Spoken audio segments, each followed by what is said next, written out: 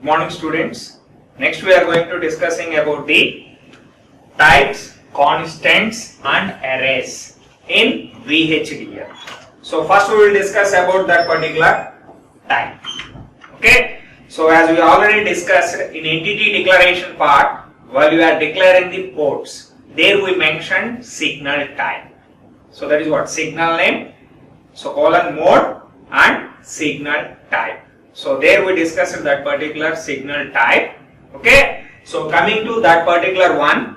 So by means of mentioning type for a given signal, okay, it specifies so what are the set or range of values that particular signal can take on.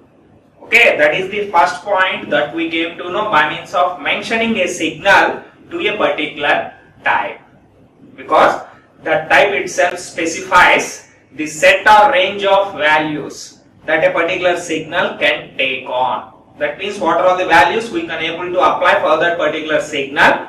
So that we came to know first by means of assigning a particular type to that particular signal, or we can also consider it as object.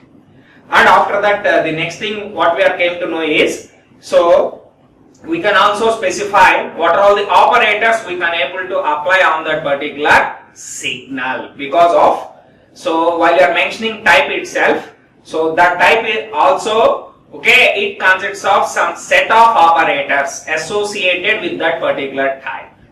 Okay, so because of mentioning a signal with a type, these 2 points we came to know. First one is, so set or range of values, so that particular signal can take on. And second one is what are all the operators we can able to apply on that particular signal, because of some set of operators by default associated with that particular type. By means of that, these two we came to know. Okay. And next in VHDL, so we have two types. So one is predefined and second one is user defined types. In that first we are going to discussing about the predefined types. And in general VHDL is having very few predefined types. So those are all. So these are all the predefined types, VHDL predefined types. So bit, bit vector, boolean, character, integer, real and CVRT level, string type. So these are all the few predefined types that we have in VHDL. So in all those mainly we are going to concentrate about boolean, character and integer. Okay, so these three only in majority cases, in majority functions while you are writing program, in majority cases we are using these three itself. So because of that, here also we are going to discuss about boolean, character and integer. So while coming for that, first let me consider the integer. Okay, so if the type is integer, then the range for that particular integer is minus 2 power 31 plus 1 to plus 2 power 31 minus 1. So that is the range of, okay, that particular integer. So in decimal this is the equivalent value for that.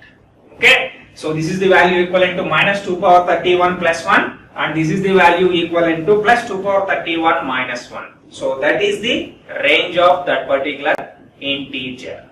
Okay, and as per our okay, so VHDL implementations, so we can also able to extend this particular integer range. So that is also possible. And next to that, another type is boolean.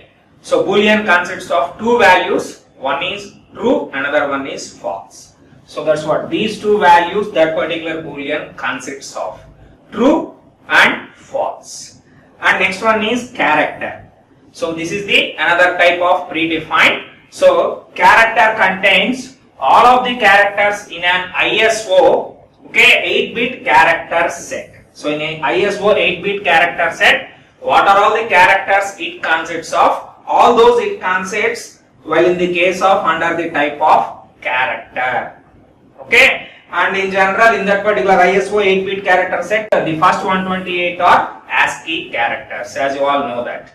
Okay, so these are all the three so predefined types that we mostly using while we are writing a program. In that regard, we considered only these three: integer, boolean and character. Okay, So these are all the predefined.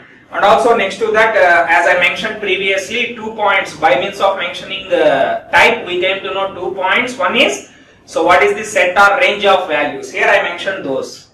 Okay, by means of mentioning integer, we came to know this is the range of values we can able to apply. While coming for boolean, in these two we can able to apply anyone. And while coming for character, within that particular ISO 8-bit character set, you can able to give anyone. So by means of this, here we define the range for that. So from that you came to know whatever signal assigned to that particular type. So what are all the possible values it can able to take on.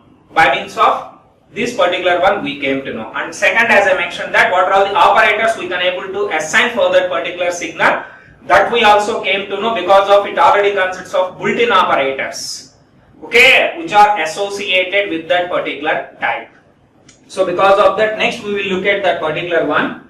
So built-in operators for integer and boolean. For these two, it consists of the built-in operators. So we will look at those. First, integer operator.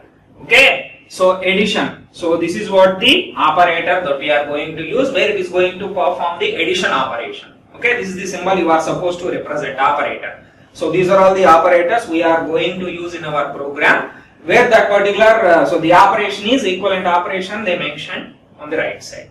Okay, so while coming for this, plus, which is going to perform the addition operation. Another operator is minus, which is going to perform the subtraction. And next one is star, which is going to perform the multiplication operation. And so forward, okay, backward slash, which is going to represent the division operation. And next mod, which is going to perform the modulo division. And next operator is rem, which is going to represent the modulo remainder. And next abs, absolute value it is going to represent, and 2 consecutive stars is going to represent the exponentiation. Okay, so these are all the integer operators that we have. That means, so if we assign a particular signal as a type as integer, then all these operators we can able to so apply on that particular signal. Okay, so anyway you know addition, subtraction, multiplication and division. So but what about these two, mod and rem? So these are also same as with respect to division itself. While coming for division, so where you can able to get the coefficient. Okay, so while in the case of performing the division, you are going to get the coefficient so as the answer. But while coming for mod and rem, here you are going to get in both cases remainder itself. Then what is the difference between mod and rem? So mod and rem also division itself. So in division, these two are going to consider the remainders. Okay, but the difference is, while coming for modulo division, so it is going to consider the remainder, so with a sign of whatever divisor consists, okay, whatever sign divisor consists of, same sign, so will come for remainder. So that is what while in the case of mod. Okay, for remainder, so whatever sign divisor have, same sign we have to consider while we are representing that particular remainder. So the thing was, while you are doing mod and rem, you can also consider negative and positive values for okay divisor as well as a dividend.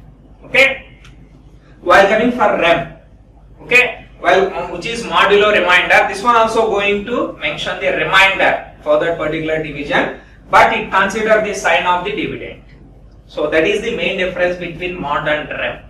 While coming for mod, it is going to consider the, so remainder, it is in these two cases it is going to display the remainder. So but the difference is, while coming for mod, it is going to mention the sign of the divisor, and while coming for rem, it is going to mention the sign of the okay dividend, so at the remainder.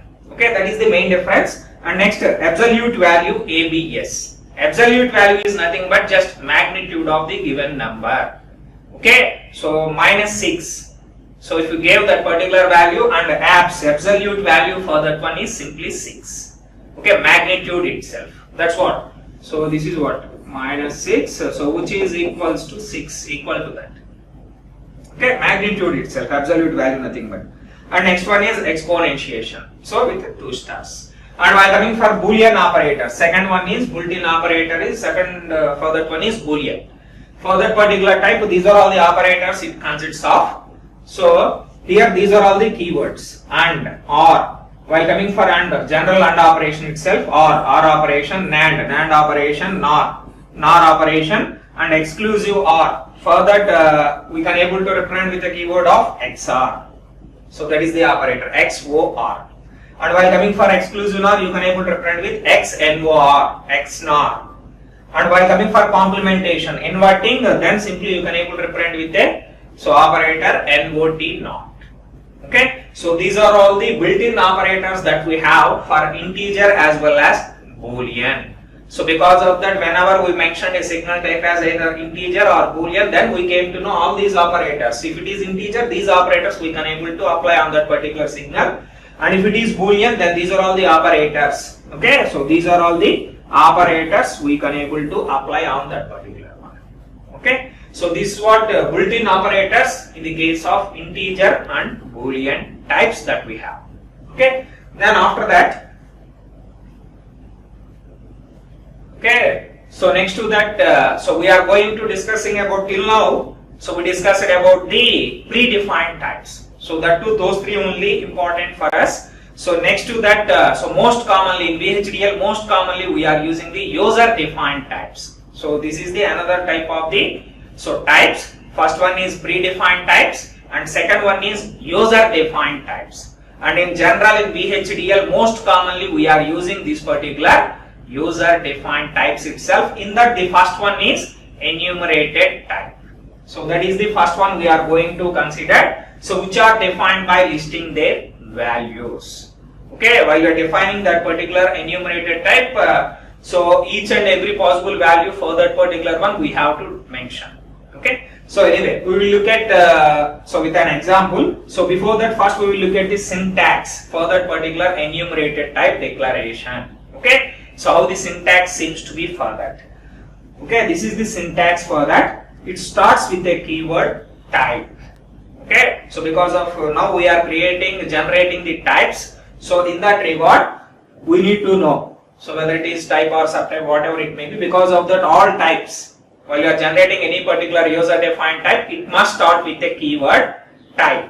Okay, so type is a keyword, predefined reserved word. Okay, reserved word, and next to that type name. Okay, type name is user-defined identifier. So user-defined identifier nothing but, so whenever you are mentioning that particular one, we must stick to the. So some of the things we discussed previously, user-defined identifier must start with a letter and consists of letters, digits and underscore. Same thing you can able to apply wherever I mentioned that particular one as an user-defined identifier. Okay, so here type name is user-defined identifier. So as per user wish, we can able to give any particular name which is related to that particular function. Okay, and next is a keyword. And within parenthesis, we are supposed to mention the value list. Then bracket close, semicolon. So here, while you are mentioning the value list, so it is a comma separated list of all possible values of the type. So within this particular value list, what we are supposed to mention is, for that particular type, what are all the possible values it consists of. All those values we are supposed to mention. So by means of comma separated list. Okay, all those possibilities you are supposed to mention. So multiple values it consists of. Then by means of placing a comma in between them, by means of separating with that particular comma, you can able to indicate all those possible values of that particular type. So that is what in value list we are supposed to mention. And while we are mentioning that particular value list, so that value, so maybe a user defined identifier or it may be a character. Character is nothing but once again, so we can able to pick from ISO 8-bit character set. Okay, because of that in value list while we are mentioning, so that value may be a user defined identifier or it may be a character. And here I mentioned one example for that. So generated a type to know what are all the values we can able to apply at that particular value list. So here I consider type traffic lights states. Okay, traffic light state, that means traffic signal. So in that particular one, so what are all possible values it consists of. So we are all aware of it. So one is like a green, okay, so yellow, and red. These three signals it consists of. So that's what here they mentioned. So green nothing but go, and yellow nothing but wait, and red nothing but stop. In addition to those three, if you want, we can also able to reset that particular one. So in that regard, that is the fourth value it consists of.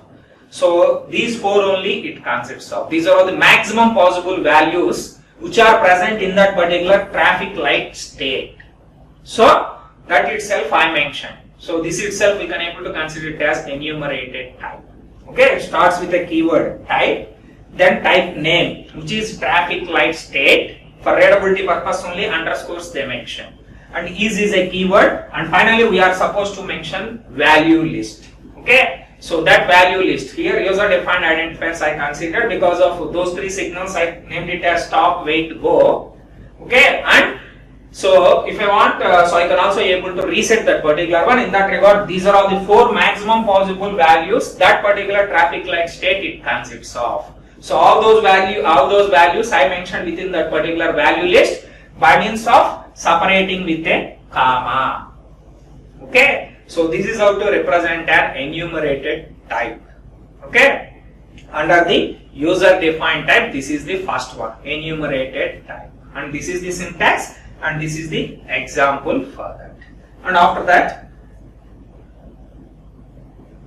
and next one is, so in user defined type, so next one is which is std underscore logic.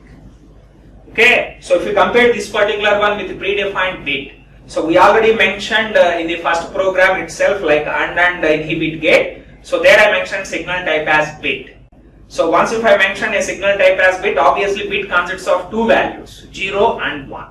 So but while we are look at the values which are going to present in our hardware is not only zeros and ones, in addition to that high impedance state which we can able to represent with Z, and weak 0, weak 1. So all these values also may occur. All these possibilities are there to occur while in the case of while you are designing hardwares. So in that regard, so bit which is a predefined one, that is not enough to represent all these signals. In that regard, in user defined type, so they realized this particular std underscore logic. So what it consists of?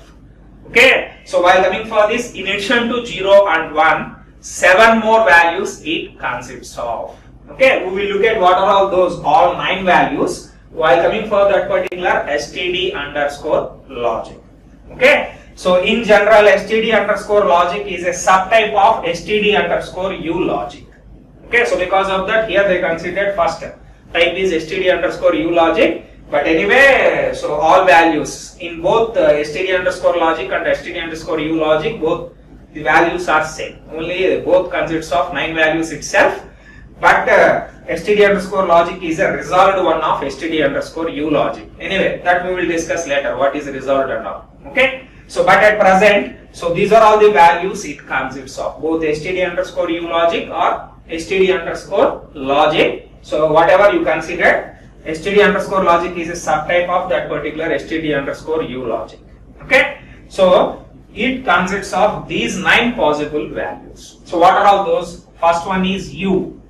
Okay, as we described previously, single character if you are mentioning, so you are supposed to mention within a single quotes, and if you want to write any comments, then we are supposed to mention with 2 hyphens. So at what place that particular comment will end means at the end of that particular line itself that comment is going to end. So because of that, considering all those, here we describe those 9 values. First one is u. Okay, so which is uninitialized. If you didn't initialize any particular value, then we can able to represent with u, uninitialized. Okay, and next one is x, so which is an unknown, forcing unknown value that it represents. And next one is 0, forcing 0. Okay, next one is 1, forcing 1, and these two are belongs to like whatever we discussed in bit, 0 and 1, those two itself while coming to over here. In addition to that, remaining 7 also it consists of while in the case of std underscore logic. And next one is z, so which is high impedance it is going to represent. And next one is w, so which is going to represent weak unknown. Okay, and next l, it is going to represent weak 0. while we are discussing about Janmas and PMAS, we discussed that so week 0, week 1s. So that also we can able to represent by means of considering that particular one, L. And while coming for H, week 1. Okay. So and the next one is so hyphen, single hyphen, where it is going to represent the don't care. Okay. So these are all the 9 possible values that particular std underscore logic it consists of. So instead of while in the case of bit it consists of only these 2. Okay, but in our hardware structure, so we also going to use all these types of values. So in that regard, by means of mentioning type with std underscore logic, so in a much realistic way we can able to represent our hardware structure. So because of that, instead of bit, majority cases we are going to assign that particular type as, which is user defined type is std underscore logic, and these are all the 9 values it consists of. Okay, and comments anyway starts with 2 hyphens. Remember that particular one, and that comment is going to end at the end of that particular line itself. Okay, so that is what regarding the std underscore logic. So which is a user defined type, which is very very important. And next to that, so till now we discussed about the types, and next we are supposed to discuss about subtypes of a type. Okay. So that is what? Subtypes. That means previously we developed types. Let me if I consider std underscore logic where it consists of 9 values within it. Suppose if I want any 4 values within that particular one, then I must generate a subtype for that. So that is what? Okay, VHDL allows users to create the subtypes of a type. So using this particular syntax. Okay. So while coming for syntax of that particular subtype, so this is how it seems to be. So it starts with a keyword subtype. Okay, subtype, that is the keyword it needs to start with. Then subtype name. Subtype name is an user defined identifier. Okay, and next one is a keyword, and type name. As I mentioned, while we are generating subtype, it must belongs to any one of the type. Okay, for the type only we are generating the subtype. So in that regard, so type name we are supposed to indicate that type name must be same as, so for whatever type we are generating this particular subtype. If I am designing only 4 values within that particular std underscore logic, so with those 4 values I am generating a subtype, then within this particular type name you should mention std underscore logic. So that is the case. Subtype, okay, of a particular type. So in that regard, this type name must be same as, so whatever type, for whatever type we are generating subtype, that name as it is we are supposed to mention over there. And next to start to end. So that is the range for that particular subtype we are supposed to mention. So within that particular type, from which value to which value we are supposed to consider, that itself here we are going to represent range, start to end. And one more point here you have to remember is, while you are mentioning start to end, so you must consider the values within this particular type is contiguous in range. So that is what? Contiguous range of values only we are supposed to consider, either in ascending order or in descending order. But all those values must be contiguous range of values of the base type. Okay. So that is what regarding that particular one. So you have to remember this particular technical word. Okay. So that means in a continuous range it consists of either from top to bottom or bottom to top, either in ascending or in descending order. Continuous range only you are supposed to consider while in the case of subtype. Okay. That I will explain with an example. So consider this particular one, first one. Okay, subtype. Here my intention is to generate a 2-value logic. Anyway, main type is std underscore logic. So in that all 9 values are not required for me. Only 2 values are required. And those 2 must be continuous in range.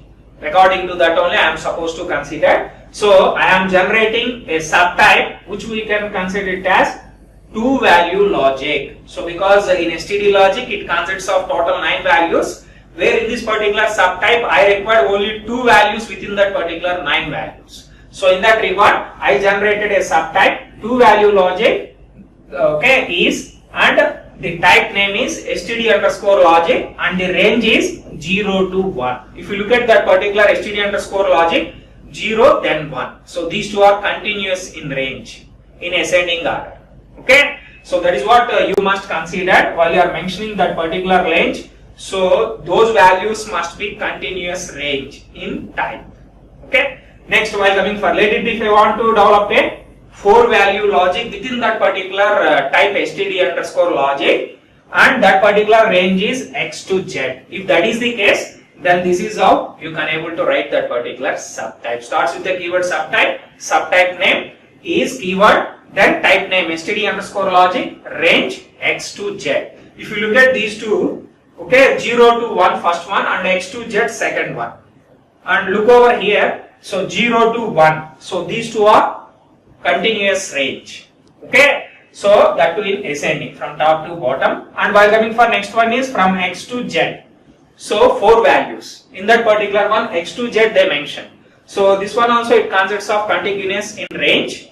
Okay, so that too in ascending order. Even in reverse order also you can able to select descending order. Okay, there in those two examples they mention 0 to 1, that is the one range, and x to z 4 values, that is one range they consider. But you have to remember, whenever you are generating a subtype, you can able to pick values from the original type, but those are all must be in continuous in range. Okay, so that's what. And next to that, another subtype we generated. So if for the type integer, so we are supposed to generate a negative integer as subtype. That means only it consists of negative integer values. So this is how to generate that particular. Starts with the keyword subtype, and negative integer I am generating with that neg int. So that is the subtype name, and is a keyword. Then type name is, so original type is, from integer I am picking that particular one. For integer only we are generating subtype. So the range is also a keyword. So you are supposed to represent all these range. And next to that, negative values from minus 2 power 31 plus 1 to minus 1. All these are all negative values within that particular integer. For that I generated a subtype. In the same way, next bit number. So I would like to generate a value which is from 31 down to 0. So previous cases I considered all are in ascending order. Now in the last example I considered the descending order. So in a reverse order. But all those must be in continuous range. Okay. So subtype bit number is within integer only we are going to consider 31 down to 0. So from 31 to 0. So in descending order. So by means of this, so the order of a range may be specific in ascending or descending order depending on whether we mention 2 or down 2. If you are mentioning 2 over here, so this is an ascending order. Okay, from top to bottom. While coming for this particular one down to descending order, bottom to top. Okay, so that is what regarding that particular one. And here we define 2 predefined integer subtypes. So while coming for that, first one is which is natural. So in general, so while you are studying regarding natural, we studied that from 1 to highest number. So but nowadays recently they are considering that 0 also they are considering within that particular natural number. So in that regard, in this particular example, they considered 0 also as a natural number. So based on that, here we created a subtype which is natural from the main type of integer. The range is 0 to highest integer. Okay. And next one is positive. So while coming for that particular positive type, nothing but other than 0 from 1 to highest number. So that is what the subtype I generated for this particular type, which is integer. And this is how to represent that particular one. Okay, subtype positive is integer range 1 to highest integer. Okay, so this is what regarding the subtypes.